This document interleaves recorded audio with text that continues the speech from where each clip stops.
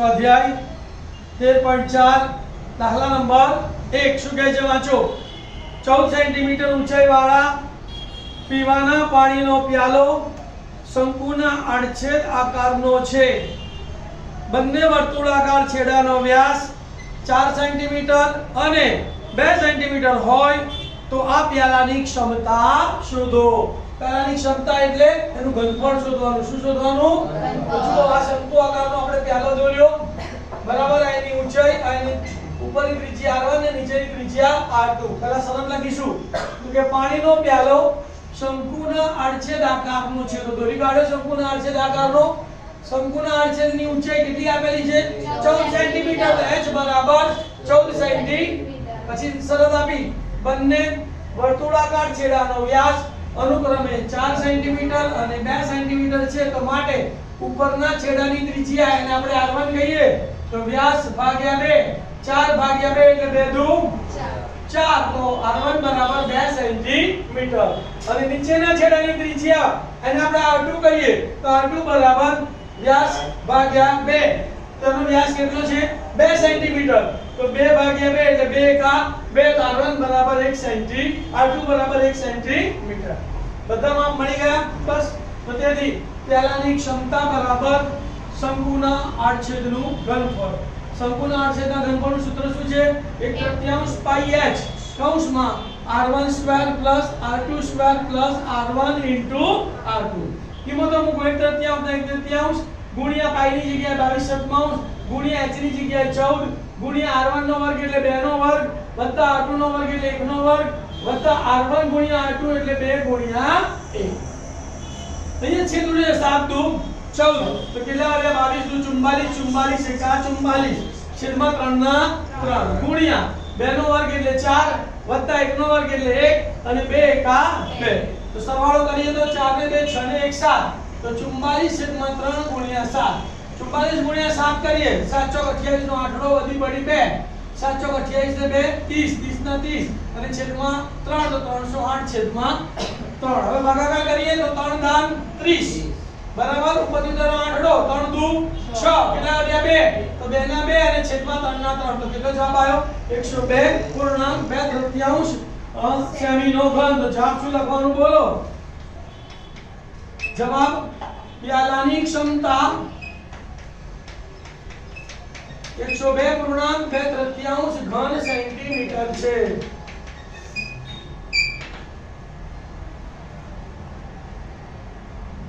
દાખલા નંબર 2 એક શંકુના આડછેદની પિયર ઊંચાઈ એટલે કે ત્રાસી લંબાઈ l બરાબર 4 સેન્ટીમીટર છે તથા તેના વર્તુળના છેડાની પરિમિતિ 18 સેન્ટીમીટર અને 6 સેન્ટીમીટર। આ ઉપરનો પરિઘ 18 સેન્ટીમીટર ને નીચેનો પરિઘ 6 સેન્ટીમીટર છે। તો એ ત્રિજ્યા આપવાને બદલે આપણને શું આપ્યું? પરિઘ। તો પરિઘ ઉપરથી શું શોધવાની? ત્રિજ્યા।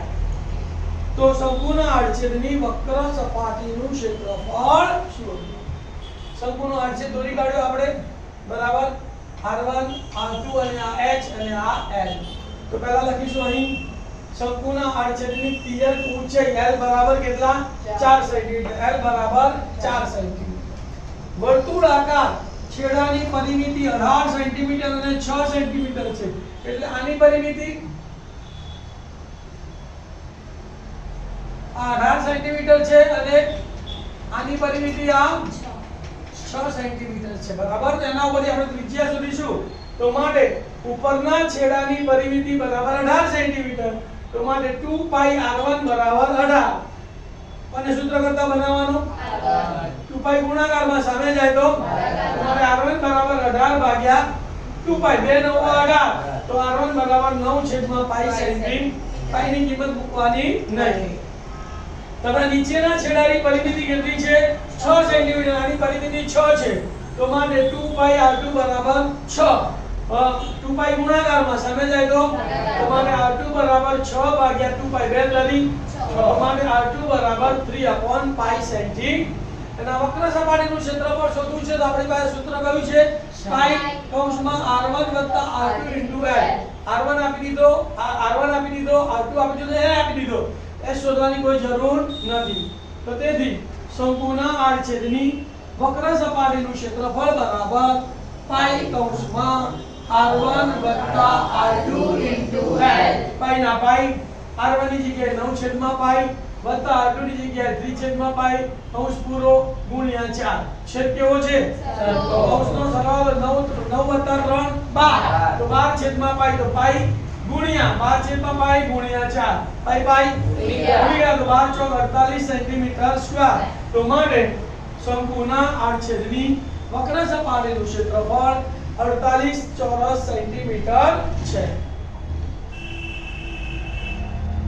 દાખલા નંબર 3 શું કહે છે? રકમ જુઓ. એક તુર્કી ટોપીનો આકાર શંકુના આડછેદ જેવો છે. જુઓ, આ તુર્કી ટોપી એટલે નીચેનો ભાગ ખુલ્લો હોય અને ઉપરનો ભાગ બંધ હોય. પછી આગળ વાંચો. જો તેની ખુલ્લી બાજુની ત્રિજ્યા 10 સેન્ટીમીટર છે, ખુલ્લી બાજુ છે એની ત્રિજ્યા r1 બરાબર 10 સેન્ટીમીટર અને ઉપરની બાજુના વર્તુળની ત્રિજ્યા 4 સેન્ટીમીટર. આ ઉપરના બાજુની વર્તુળની ત્રિજ્યા r2 બરાબર 4 સેન્ટીમીટર છે અને તિયક ઊંચાઈ 15 સેન્ટીમીટર. આ નીચે તિયક ઊંચાઈ છે એ l બરાબર કેટલા? 15 સેન્ટીમીટર હોય તો તેને બનાવવા માટે વપરાતા કાપડનું ક્ષેત્રફળ શોધો. ધ્યાન આપો. પહેલા શરત લખીશું. દાખલા નંબર કયો છે? આ 3. તો અહીં તુર્કી ટોપીનો આકાર શંકુના આડછેદ જેવો છે. પહેલી શરત લખી, પછી શંકુના આડછેદ જેવી હવે ટોપી દોરી. બરાબર. ખુલ્લી બાજુની ત્રિજ્યા r1 બરાબર 10 સેન્ટીમીટર. તો આ ખુલ્લી બાજુની ત્રિજ્યા r1 બરાબર 10 સેન્ટીમીટર. ઉપરની બાજુની ત્રિજ્યા r2 બરાબર 4 સેન્ટીમીટર. આ ઉપરની બાજુની ત્રિજ્યા r2 બરાબર 4 સેન્ટીમીટર. તેની તિયક ઊંચાઈ l બરાબર 15 સેન્ટીમીટર. તિયક ઊંચાઈ l બરાબર 15 સેન્ટીમીટર છે. બધા માપ મળી ગયા? હા. તો ડાયરેક્ટ સૂત્ર કે ટોપી બનાવવા વપરાતા કાપડનું ક્ષેત્રફળ બરાબર શું થશે? શંકુના આડછેદની વક્ર સપાટીનું ક્ષેત્રફળ વત્તા ઉપરના વર્તુળનું ક્ષેત્રફળ. આડછેદની વક્ર સપાટીના ક્ષેત્રફળનું સૂત્ર શું છે? પાઈ કૌંસમાં r1 વત્તા r2 into l વત્તા ઉપરના વર્તુળનું ક્ષેત્રફળ પાઈ r2 નો સ્ક્વેર. કિંમતો મૂકીએ. પાઈ ની જગ્યાએ 22 ગુણ્યા r1 વત્તા r2 એટલે 10 વત્તા 4 ગુણ્યા l એટલે 15 વત્તા ના વત્તા પાઈ ની જગ્યાએ 22 r2 નો સ્ક્વેર એટલે 4 ગુણ્યા 4. નજર નાખો, બંનેમાં કોમન શું દેખાય છે? 22 તો 22 કોમન કાઢ્યા. અહીંયા કેટલા વધ્યા? 10 વત્તા 4 એટલે 14 ગુણ્યા 15 અને વત્તા અહીંયા ચોખ્ખું 16.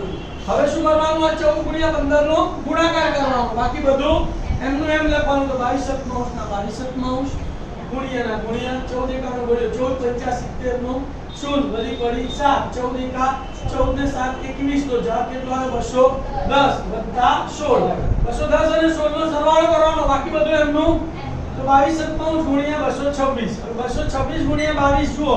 226 ગુણ્યા 22 એકમની 2 6 12 નો બગડો વધી પડી 1 2 4 ને 1 5 2 4 હરી બે વડે ગુણીને 452 જ આવશે. સરવાળો કરી દઈએ. 0 વત્તા 2 એટલે 2 5 ને 2 7 5 ને 4 9 અને 4 ના 4 તો કેટલો જવાબ આવ્યો? 4972 ભાગ્યા 7. હવે એને 7 વડે ભાગીએ તો સીધું 49 માંથી 49 ગયા એટલે 0 ઉપરથી ઉતાર્યો 7 રો 7 એકા 7 7 માંથી 7 ગયા 0 ઉપરથી ઉતાર્યો બગડો ભાગ ચાલતો નથી. તો કેટલા કહેવાય? 2 97. તો 710.297 સેન્ટીમીટર નો વર્ગ. જવાબ શું લખીશું? બોલો. ટોપી બનાવવા વપરાતા કાપડનું ક્ષેત્રફળ 710.297 સેન્ટીમીટર નો સ્ક્વેર છે.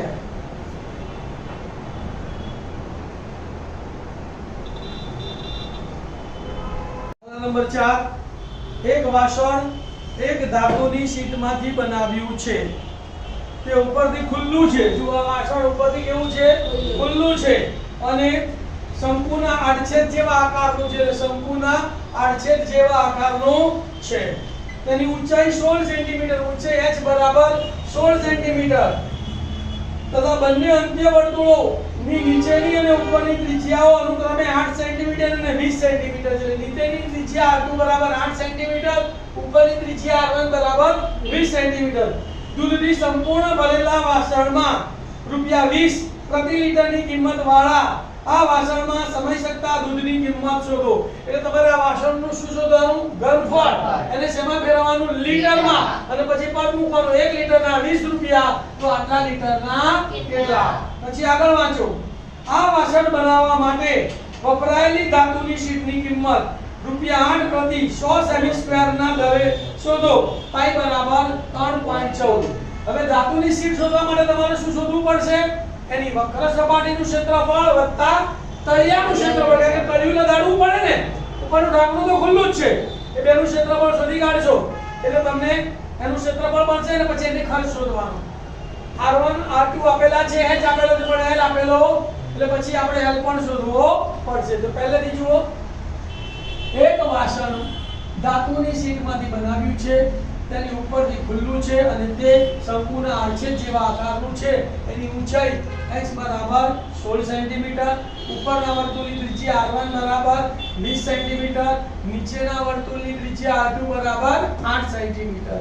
તો વાસણમાં સમાતા દૂધનું ઘનફળ બરાબર 1/3 પાઈ h કૌંસમાં r1 સ્ક્વેર વત્તા r2 સ્ક્વેર વત્તા r1 r2. કિંમતો મૂકજો, ધ્યાન આપજો.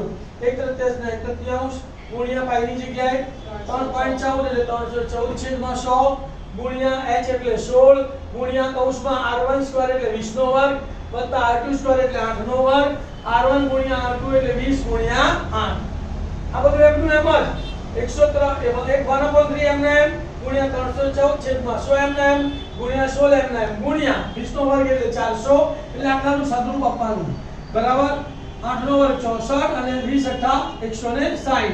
હવે આ ત્રણનો સરવાળો કરવાનો, બાકી બધું એમનું 1/3 ને 1/3 314/100 એમના એમ ગુણ્યા 100 એમના એમ, અને આ બધાનો સરવાળો કેટલો આવ્યો? 624.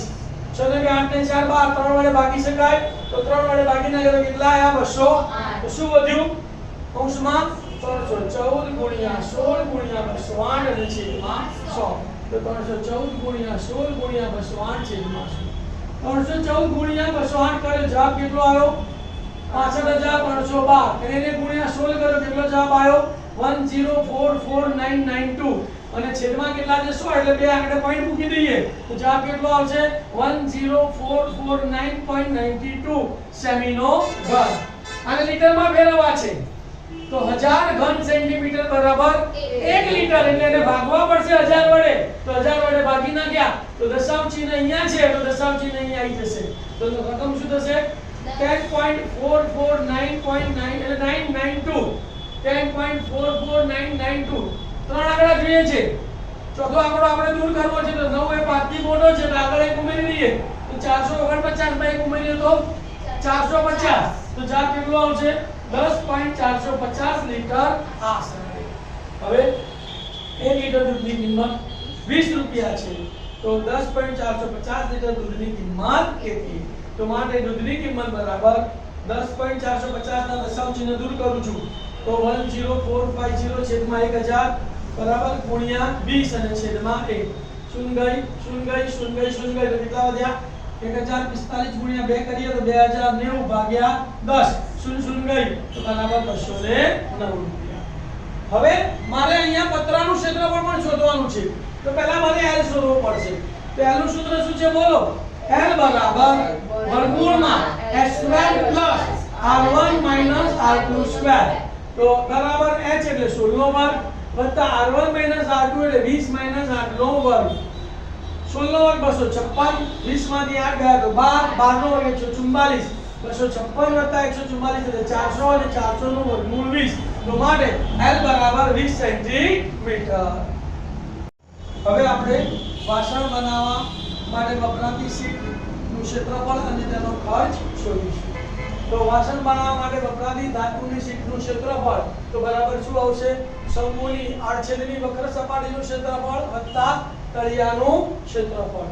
તો શંકુની આડછેદની વક્ર સપાટીના ક્ષેત્રફળનું સૂત્ર પાઈ કૌંસમાં r1 r2 * l વત્તા તળિયાનું ક્ષેત્રફળ પાઈ r2 સ્ક્વેર.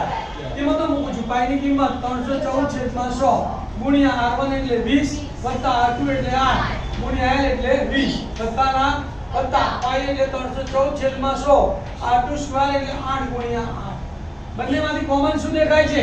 314/100 ને આપણે કોમન કાઢ્યા અહીંયા કેટલા વધ્યા 20 ને 8 28 28 દુ 56 શૂન્ય શૂન્ય એટલે 560 વત્તા 64 560 વત્તા 64 એટલે કેટલા આયા 624 તો 314 છેદમાં 100 ગુણ્યા 624 314 624 અને 314 નો ગુણાકાર કરીએ તો 51 ને દશકની શૂન્ય 3 ચોક 12 નો બગડો વધી પડી 1 3 દુ 6 ને 1 7 ને 3 6 18 ના 18 શૂન્ય હવે એકમની શૂન્ય 1 વડે ગુણીએ એટલે 624 4 વડે ચોકું ચોકું 16 નો છગડો વધી પડી 1 4 દુ 8 ને 1 9 4 6 24 ના 24 સરવાળો કરો 0 વત્તા 0 વત્તા 6 એટલે 6 9 4 13 નો તગડો વધી પડી 1 2 ને 1 3 ને 2 5 5 ને 4 9 6 ને 2 8 ને 7 15 નો પાછળો વધી પડી 1 8 ને 1 9 અને 1 ના 1 છેદમાં કેટલા છે 100 એટલે બે આંકડા વચ્ચે દશાંશ ચિહ્ન કાપીએ તો 1959.36 1959.36 સેમી સ્ક્વેર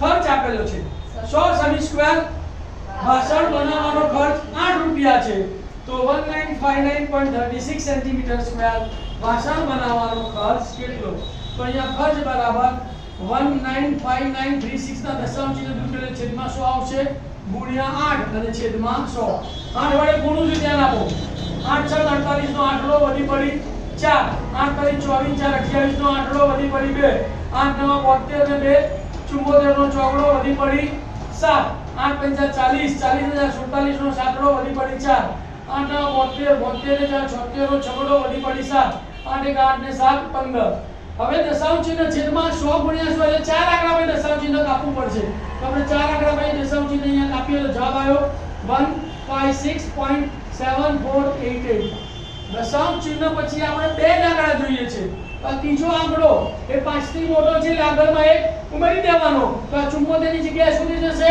75 તો બરાબર 156.75 રૂપિયા આ સરળ થઈ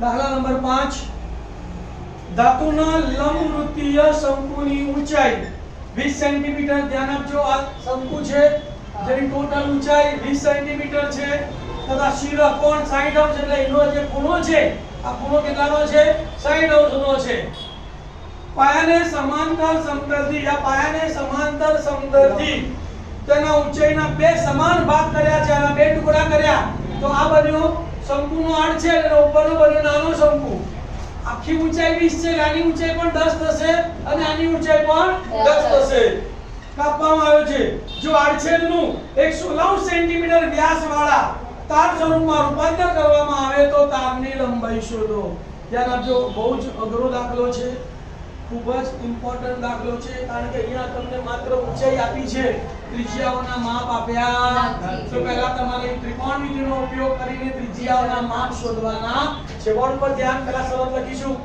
શંકુની ઊંચાઈ 20 સેન્ટીમીટર છે અહીંથી આખી ઊંચાઈ 20 સેન્ટીમીટર છે શિરોકોણ 60 છે શરત આગળ પાયાને સમાંતર સમતલથી તેના ઊંચાઈના બે સમાન ભાગ થાય તે રીતે કાપવામાં આવ્યો છે જો બે સરખા ટુકડા કરેલા છે તો શંકુની ઊંચાઈ અને આડછેદની ઊંચાઈ h બરાબર 20 ના અડધા કેટલા થશે 10 સેન્ટીમીટર હવે આ શિરોકોણનો આ 60 છે તો આપણે આની વાત કરીએ અને એનું નામકરણ કરી દઈએ તો આના ABC અને DE તો એક ત્રિકોણ ABC બનશે અને બીજો ત્રિકોણ ADE બનશે આ બંને કાટકોણ ત્રિકોણનો ઉપયોગ કરીને આપણે R1 અને R2 શોધવાના છે તો પહેલો ત્રિકોણ લઈએ ત્રિકોણ ABC તો ત્રિકોણ ABC ની અંદર આખો ખૂણો 60 છે તો એનો દ્વિભાજક બનશે એટલે આ ખૂણો કેટલાનો થશે 30 અને 90 છે આ એની ત્રિજ્યા R2 બનશે અને ઊંચાઈ 10 બનશે તો ત્રિકોણ ABC માં ખૂણો B બરાબર 90 અને ખૂણો A બરાબર 60 ભાગ્યા 2 એટલે 30